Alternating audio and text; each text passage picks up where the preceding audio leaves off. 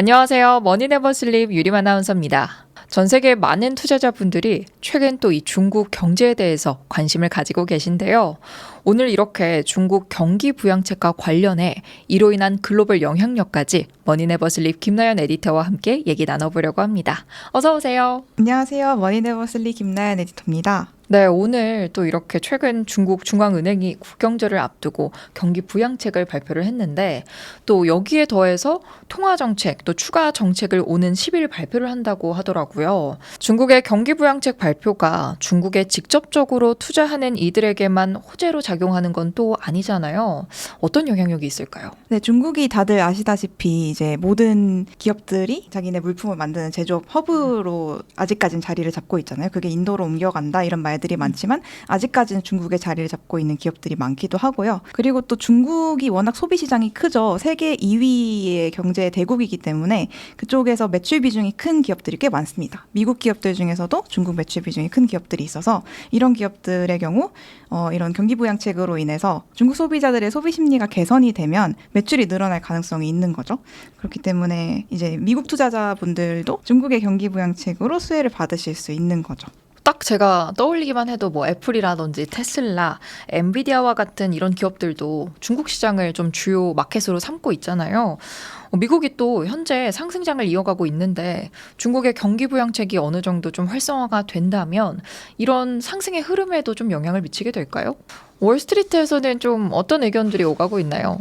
네, 월스트리트에서도 많은 그런 분석 리포트들이 나오고 있습니다. 그 중에서 제일 재밌는 것이 지금까지 JP 모건이 항상 가장 베어리시한 그런 입장들을 그렇죠. 내놓았었거든요. 그러니까 이 베어리시하다는 건 상승장이 계속 지속되지 못할 거다라는 그런 유보적인 입장을 계속 취해왔는데 최근에는 단기적으로 상승장이 올 수 있다 이런 가능성을 예상하는 그런 리포트를 내놨는데요. 이 분석을 좀 살펴보도록 하겠습니다.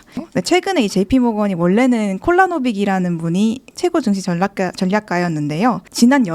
최근 여름에 그분이 사퇴를 하고 약간 안 맞았다는 그런 비판들이 좀 많았거든요. JP모건이 계속 작년에 상승장 아니다. 떨어질 거다 그랬는데 계속 상승을 했잖아요. JP모건 입장에서도 그분을 뭐 계속 두기는 힘든 뭐 그런 입지에 있지 않았나. 그분이 또 책임을 물고 물러나시게 되셨네요. 이제 그런 뉘앙스의 기사들이 좀 많이 나오던데 아무튼 간에 이제 그래서 바뀐 분이 두브랍스코 레이커스라는 분인데요. 레이커스 최고 증시 전략가가 이렇게 말했습니다. 미국 경제가 이제 최근에 놀라운 회복력을 보이고 있죠. 계속 경기 침체가 올 것이다 그런 위기들이 몇 번 있었음에도 불구하고 어쨌든 침체되지 않는 그런 모습을 보여주고 있잖아요. 그래서 맞아요. 노랜딩 시나리오 같은 것도 좀 사람들이 많이 기대를 갖게 되는 그런 환경이고요.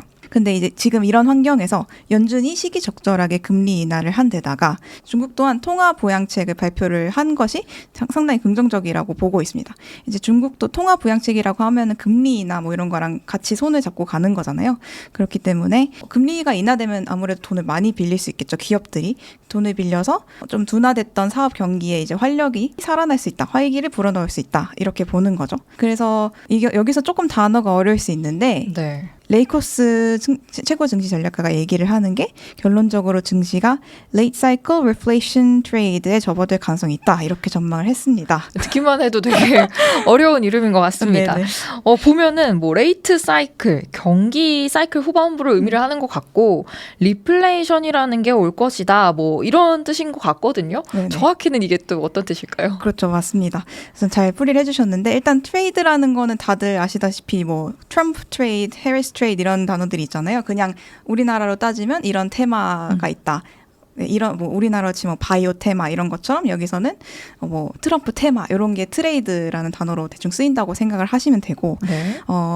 레이트 사이클이라는 거를 먼저 볼게요. 네. 그래서 가장 중요한 게 레이트 사이클과 이제 리플레이션을 들 수 있는데 일단 사이클이라고 하면은 경기를 뜻하잖아요. 경기 팽창기의 후반부라는 게 레이트 사이클이라고 흔히들 말을 합니다. 네. 그러니까 경인기가 확장기, 팽창기가 막바지에 접어들면은 이제 성장 여력이 완전히 없다라는 거겠죠. 증시든 경제든 이런 것들이 정점을 찍었다.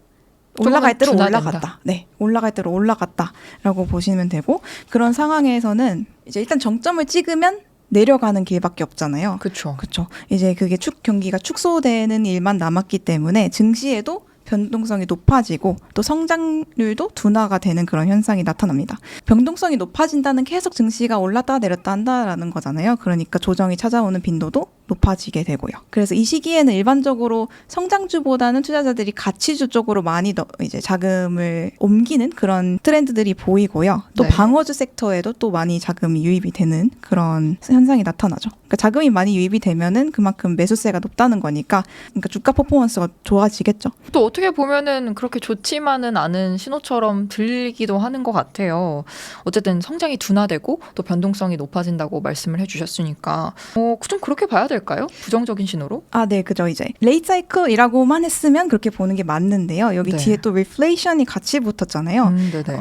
이 단어를 아는 분들도 계실 텐데 일반적으로 우리가 디플레이션이랑 인플레이션을 얘기를 하죠. 디플레이션은 경기 성장률도 줄어들고 물가 성장률도 마이너스를 찍는 요런 경기 침체기를 디플레이션이라고 하고 인플레이션은 물가가 계속 높아지는 그런 시기를 얘기를 하죠. 근데 이제 네. 인플레이션이라고 하면 보통은 좀 물가 성장률이 과도한 때에 인플레이션이라고 하는 경우들이 많고 우리나라에서는 특히 그렇죠.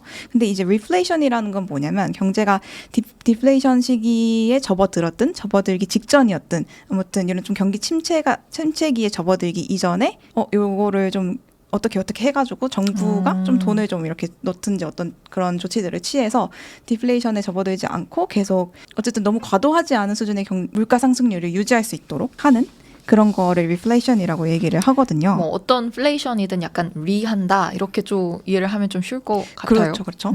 리플레이션 시기에는 투자자들이 이제 경기가 회복할 거라고 예상을 하게 되죠. 아무래도 정부에서 계속 돈을 쏟아넣고 그런 노력들이 보이다 보니까 우리 이제 경기 침체 걱정 안 해도 돼 이렇게 생각을 하니까 앞에서 말씀드렸을 때는 방어주 쪽으로 가고 가치주 쪽으로 좀 이렇게 주가 방어가 되는 쪽으로 옮겨갔잖아요. 리플레이션 시기에는 다시 성장기처럼 그런 경기에 민감하고 뭐 테크주 뭐 이런 쪽으로 자금이 많이 옮겨가게 돼요. 그래서 이때 주가 흐름이 좋게 나타나는 섹터가 산업재, 금융, 에너지, 소재 이런 게 있고요. 또 원자재, 선물 같은 것들이 좋은 성과를 거두는 편입니다.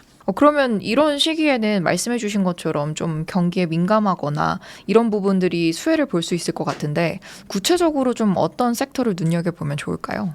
네.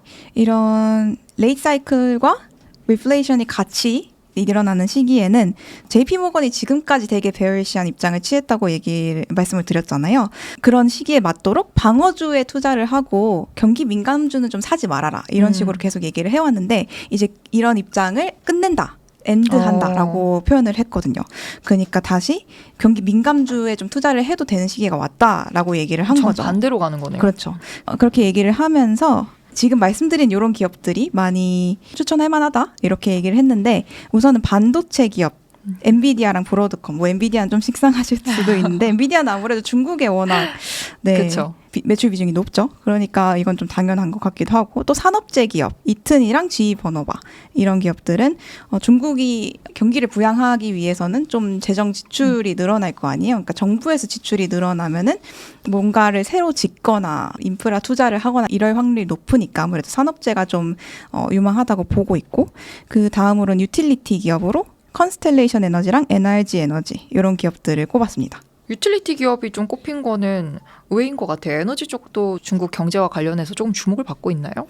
이거는 중국이 최근에 이런 친환경 에너지 관련해서 미국보다 좀 더 앞서간다 이런 이런 분석들도 나오고 있거든요. 그러면서 지금 말씀드린 것들이 다 청정 에너지랑 좀 관련이 있는 것들이요. 그래서 이 기업들을 꼽은 게 아닌가 싶습니다. 또 제가 이 목록들을 쭉 보니까 일반적인 레이트 사이클에서는 피하는 섹터들도 좀 포함이 된 것 같아요. 이런 부분들은 또 어떤 종목들이 포함되어 있을까요? 그렇죠. 아까 경기 민감주가 안 좋다라고 말씀을 드렸는데 경기 민감주의 대표적인 게 이제 재량 소비재죠. 좀 꼭 안 사도 되는 그런 물건들 있잖아요. 뭐 신발, 비싼 신발, 자동차 이런 거. 그래서 일반적으로는 안 좋은 것들인데 JP모건에서 이번에는 추천할 만하다라고 얘기를 한 것이 테슬라, GM, 포드 같은 자동차 회사들 그리고 나이키, 스타벅스, 에치 이런 회사들이 좀 유망하다라고 얘기를 얘기를 추천을 했습니다. 네. 여기에 더해서 중국에서 이제 소비자 심리가 개선될 경우에 수혜를 볼 수 있는 기업들도 선정이 됐어요. 내가 주머니에 돈이 많아지면 가장 먼저 뭘 하고 싶을까요? 놀러 가고 싶겠죠. 여행 그렇죠, 가고 그렇죠. 싶고 뭐 쓰고 싶고 이렇지 않을까요? 그렇죠. 그래서 여행과 관련된 레저 관련된 기업들이 많이 좀 선정이 됐습니다. 대표적인 거로 이제 라스베가스 샌즈라고 리조트랑 카지노를 운영하는 그런 기업이 먼저 선정이 됐고, 그다음에 윈 리조트라고 좀 럭셔리 리조트 기업이 있어요. 여기가 포함이 됐고, 그 외에는 일반적으로 좀 기업의 투자와 관련된 기업들이 좀 포함이 됐는데, 다우랑 듀폰 같은 그런 소재 회사, 그리고 엔비디아, AMD, 어플라이드 머티리얼즈 같은 반도체 기업들이 좀 포함이 됐습니다. 국내 투자자분들한테도 좀 희소식이 될 만한 뉴스인 것 같아요. 보면 테슬라도 포함돼 있고 엔비디아도 들어있고 뭐 포드, 나이키 많은 분들이 또 가지고 계신 종목이라 조금 반가울 만한 JP모건의 리포트가 나오지 않았나 싶기도 한데, 지금까지 이렇게 JP모건의 분석을 살펴봤단 말이에요. 근데 관련해서 혹시 다른 투자은행들의 의견도 나오고 있는지, 전반적인 분위기는 또 어떤지 좀 체크해볼 필요도 있을 것 같은데요. 네, 다른 곳들도 리포트를 많이 내놓았는데요. 이들의 의견은 좀 종합적으로 보도록 하겠습니다. 다 네. 비슷비슷해서요. 여기서 이제 이런 투자은행들이 얘기를 하는 거는, JP모건은 조금 더 긍정적으로 얘기를 했는데, 다른 투자은행들은 현재 경제 상황이 단순히 이제 지금까지 발표했던 통화 정책만으로는 좀 어렵다라고 얘기를 하는 곳들이 많아요. 그래서 재정도 함께 풀어야 된다.